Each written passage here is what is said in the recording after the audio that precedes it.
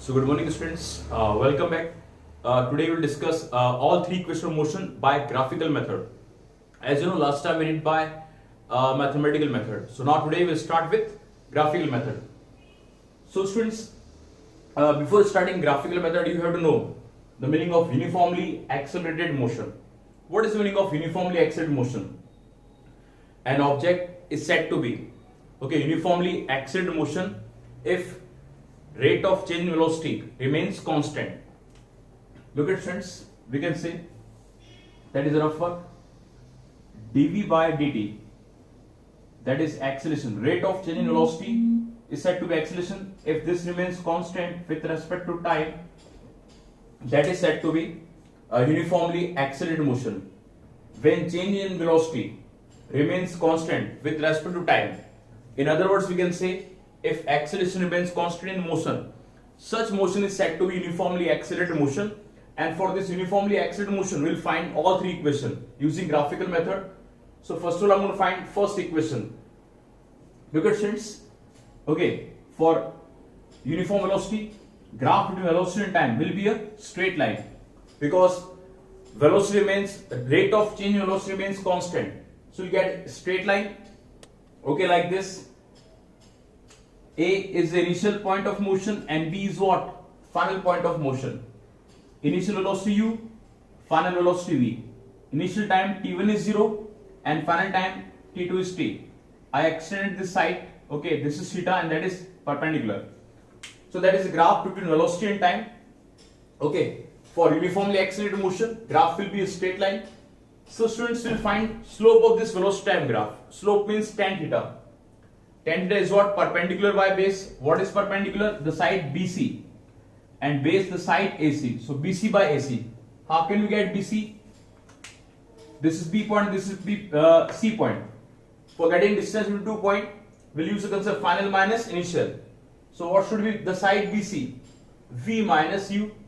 And what is AC? Final minus initial, T minus 0. Final time minus initial time, V minus U by T. And rate of change in velocity is said to be acceleration. That's all right. A. So we get first term, second term and third term. So any of two we can take for solving the equation. We'll take second and third equation. V minus U by T equals to A. Cross multiply A into T, AT. Transfer U minus U at that side become plus U. So we get V equals to U plus AT. V is final velocity, U is initial velocity, A is acceleration and T is time. This is said to be first equation of motion by graphical method. Students? Now students will find second equation. Second equation is based on the concept, that area of velocity time graph will be equal to distance covered by an object. So look at students, the graph is initial point A and final point B. So we'll take the graph under this line AB. So I drawn two perpendicular like this.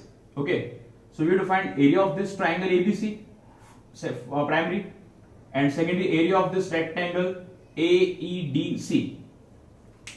The area of this velocity time graph under this velocity time graph should equal to distance covered by an object. So what should be distance? Area of triangle ABC plus area of rectangle ACDE. What is area of triangle? Half base into height. Half base AC, height BC plus rectangle AEDC, length into breadth, AE into ED, A into ED. So now find the value of AC. What should be AC? Final minus initial, T minus 0, T minus 0. What is BC? V minus U. We can write here V minus U. Final minus initial. Final at B point the velocity V, at C point the velocity U. So final velocity minus initial. What is AE? At A velocity U, at E velocity 0, U minus 0. What should be ED? At D point time is T, at E point time is 0, T minus 0. Now arrange it. T minus 0, T. This is V minus U, U into T, UT. Now I'm going to make one small change. Look at what is first equation of motion? V equals to U plus AT. Transfer U at that side, V minus U equals to AT. So I'm going to use this concept. This is the first equation. v minus u is equals to 80. So I'm going to make a change here. Instead v minus u, we can write 80. So v minus u is replaced by 80 and u2 as it is. Now arrange it properly. S equals to ut plus half t into t square. So s equals to ut plus half at square. That is second equation of motion, where s is distance covered by an object. Okay students?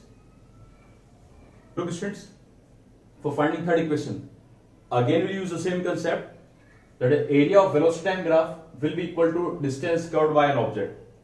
So this time we'll take the area of trapezium A, B, D, E, A. This area of this trapezium should equals to distance covered by an object. What is area of trapezium? Half sum of parallel side into distance between them, perpendicular distance between them. Look at these two sides are parallel, AE and BD of this trapezium. So AE plus BD. Okay students? And what is the distance between them? AC. So I have written here AC. What should be AE? AE at A point velocity u, at E point velocity 0, u minus 0, plus what is BD? B and D. B point velocity v, D point velocity 0, v minus 0. And what is AC? T minus 0 we can write as T. U plus v, and this is t. This time I'm going to find the value of t. Again using by the first equation, v minus u equals to 80. So t is what? Divide by a. V minus u by a, that is the value of t. So I'm going to make one change. Instead t, I'm going to write v minus u by a.